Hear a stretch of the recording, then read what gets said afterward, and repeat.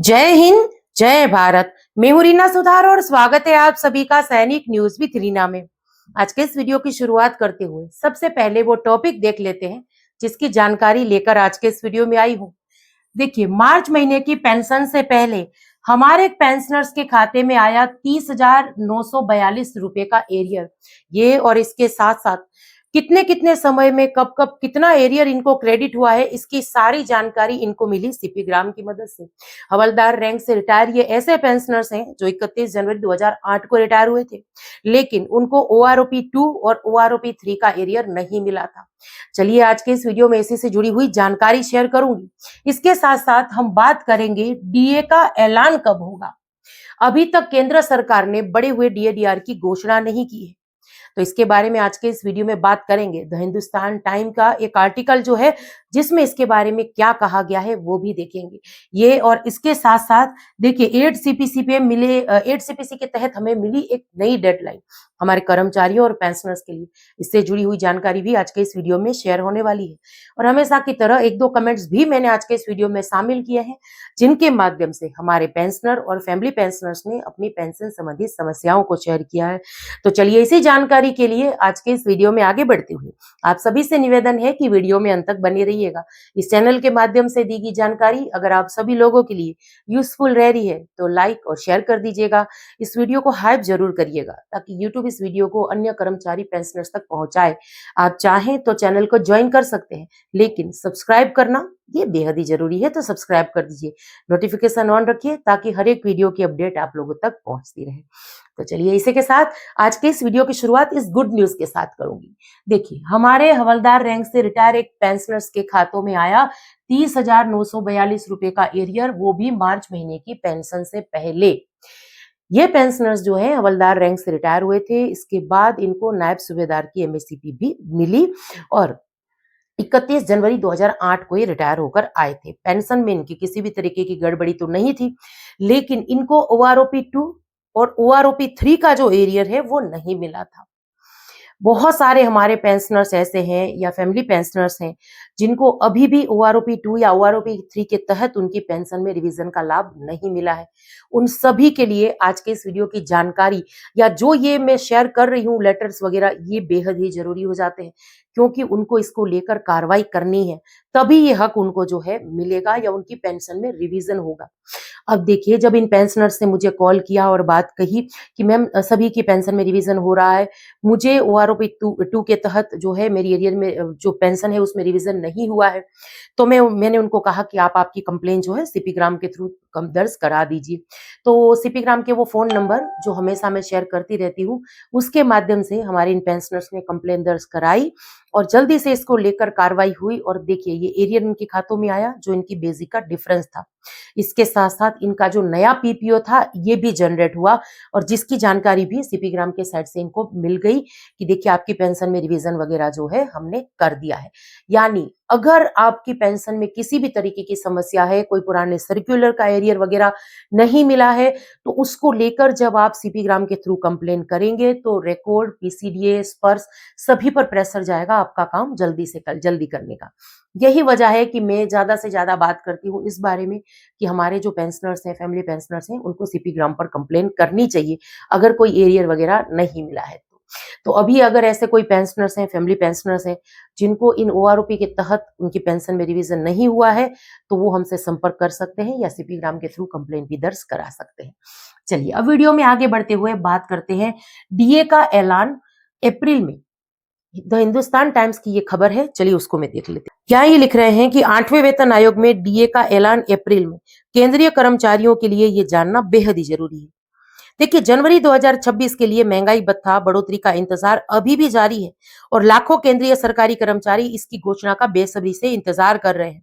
आमतौर पर देखिए, सरकार जो है वो होली में या उसके आसपास यानी मार्च महीने में बढ़े हुए महंगाई भत्तों का ऐलान कर देती है, लेकिन इस बार ऐसा नहीं हुआ है।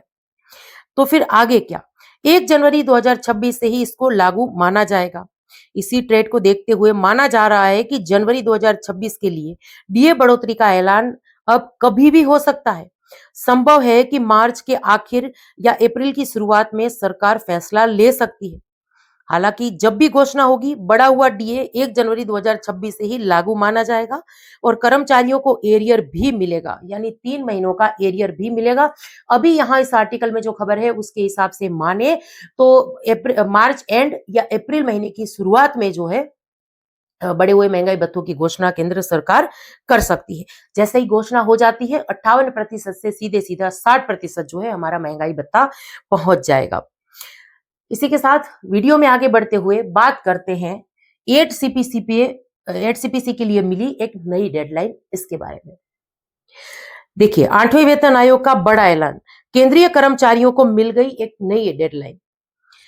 8वें वेतन आयोग की सिफारिशों का केंद्रीय कर्मचारियों को बेसब्री से इंतजार है। वेतन आयोग की सिफारिशें लागू होने में 18 से 20 महीने लग जाएंगे, लेकिन इससे पहले केंद्रीय कर्मचारियों समेत अन्य हितधारकों को अपने सुझाव देने का सुनहरा मौका है। दरअसल देखिए, बीते दिनों 8वें वेतन आयोग ने एक वेबसाइट को लॉन्च किया और साथ में लोगों से सुझाव या राय मांगे। अब ताजा खबर यह है कि वेतन आयोग को सुझाव सौंपने की डेडलाइन बढ़ा दी गई है। अब अंतिम तिथि 31 मार्च 2026 तय की गई है और इस कदम को देखिए कर्मचारियों और पेंशनर्स ने सराहा भी है। यहाँ पर एक बात जरूर से ऐड कर दूं कि देखिए, आपकी राय बेहद ही महत्वपूर्ण हो जाती है। इस 8वें वेतन आयोग की जो कमेटी है वो चाहती है कि आज हर एक कर्मचारी, पेंशनर्स और जो एसोसिएशन है, संगठन है, वो अपनी राय जो है 8वें वेतन आयोग को लेकर अपने सुझाव जो है उनके साथ साझा करे।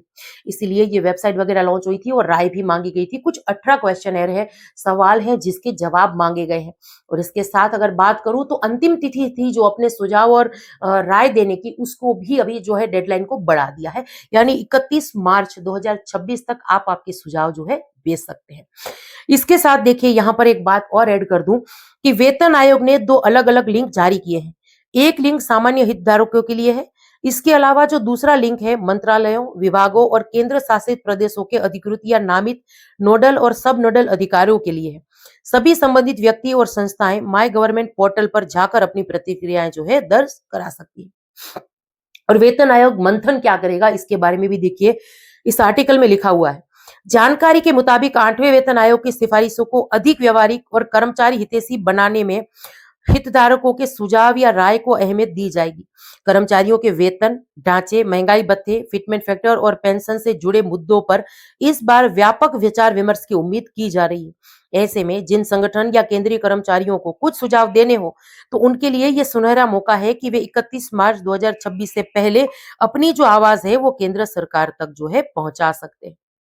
तो देखिए, हमारे लिए ये बेहद ही जरूरी हो जाता है कि 8वें वेतन आयोग में जो हम बदलाव चाहते हैं उसको हम वो जो सुझाव के माध्यम से जो 8वें वेतन आयोग की कमेटी है उस तक पहुंचाए। और अब ये डेडलाइन बढ़ भी गई है, तो जो भी पेंशनर्स कर्मचारी हैं जिन्होंने अभी तक अपनी राय, अपने सुझाव वेतन आयोग तक नहीं पहुंचाए हैं, जल्दी से जो है ये 18 जो सवाल है उसके जवाब दीजिए, ताकि वेतन आयोग की कमेटी को भी पता चले कि 8वें वेतन आयोग में क्या बदलाव करना है। इसके साथ साथ ये वेतन आयोग अपने आप में कुछ अलग तो रहेगा ही। चाहे डीए की संरचना, डीए का जो कैलकुलेशन है उसकी संरचना में बदलाव की बात हो, या इसके साथ साथ और नए तरीके से पेंशन में या सैलरी में बढ़ोतरी की बात हो, ये सारी खबरें, अटकलें जो हम सुन रहे हैं एक एक करके 2026 में, इन सारी अटकलों के बारे में जानकारी मिलेगी और पता चलेगा। फिर जो भी अपडेट होगी इस चैनल के माध्यम से मैं जरूर से शेयर कर दूंगी। और अब आज के इस वीडियो के अंत में एक कमेंट ले लेते हैं, जहां हमारे पेंशनर्स जो हैं वो कम्यूटेशन को लेकर परेशान हैं। देखिए, एक पेंशनर्स लिख रहे हैं कि 15 साल होने के बाद भी मेरा जो कम्यूटेशन है वो कट रहा है। दिसंबर 2007 का मैं रिटायरीज हूं, अब क्या करें? प्लीज मैडम जी इसके बारे में इन्फॉर्म करिए। सर, आपने ये नहीं लिखा कि आपका माइग्रेशन हो गया है, नहीं। अगर स्पर्श से पेंशन आ रही है तो आप एक बार जो है स्पर्श में भी इसकी ग्रेवेंस देख सकते हैं, या सबसे बेहतर तरीका यही है कि सीपी ग्राम के थ्रू जो है कंप्लेन दर्ज करा दीजिए। हमारी एक फैमिली पेंशनर्स जो महाराष्ट्र से हैं, जिनके हस्बैंड जो है हवलदार रैंक से रिटायर थे और उनकी 2017 में डेथ हो गई थी। उस सर्विस पेंशनर्स की डेथ के बाद भी जो फैमिली पेंशनर्स हैं उनकी पेंशन से कम्यूटेशन कट रहा था। हालांकि ये एक मामला यहाँ नहीं है, ऐसा कई मामले हमारे सामने आते हैं जहाँ फैमिली पेंशनर्स की पेंशन से कम्यूटेशन कटता रहता है, लेकिन उसके बाद फिर सीपीग्राम के थ्रू ही जो है कंप्लेन दर्ज करा के उसको रुकवाते हैं। तो उस फैमिली पेंशनर्स के केस में भी यही हुआ। जब सीपीग्राम के थ्रू कार्रवाई हुई 2-4 महीने लगे, लेकिन ये काम जरूर से हुआ। आपको भी क्या करना है सर, आपकी तो सर्विस पेंशनर्स का मामला है। आपको क्या करना है, सबसे पहले तो एक काम करिए, स्पर्श में लॉगिन करके जो है आपकी पेंशन स्लिप डाउनलोड करिए। ये देखिए कि आपको रिटायरमेंट के बाद कोई दूसरा कम्यूटेशन वगैरह ऐसा कोई अमाउंट तो नहीं मिला जिसकी वजह से ये कम्यूटेशन कट रहा है। क्या मैटर है, ये आपको जो है आपकी पेंशन स्लिप से पता चल जाएगा। बाकी आप सीपी ग्राम के थ्रू जो भी है कंप्लेन करा सकते हैं, जल्दी से इसको लेकर कार्रवाई हो जाएगी। मैं सीपी ग्राम के टोल फ्री नंबर भी शेयर कर दूं, क्योंकि काफी समय से हमने सीपी ग्राम के बारे में बात भी नहीं की थी और उसके टोल फ्री नंबर भी शेयर नहीं किए थे। 1800 111 960, इस नंबर पे कॉल करके आपकी कंप्लेन जो है आप बेहद ही आसानी से दर्ज करा सकते हैं। आप कंप्लेन करते हैं, फिर उसके बाद आपको एक टोकन नंबर मिलेगा, वो टोकन नंबर लिख के रख लीजिए, ताकि उस टोकन नंबर के हिसाब से आपकी शिकायत जो है उसको हम ट्रैक कर सकें। तो यही कुछ जानकारी थी जिसको लेकर आज के इस वीडियो में आई थी। अब जानकारी आप सब लोगों को कैसी लगी कमेंट्स के माध्यम से जरूर से शेयर करिएगा। इसी के साथ आज के इस वीडियो से विदा लेती हूँ। जय हिंद।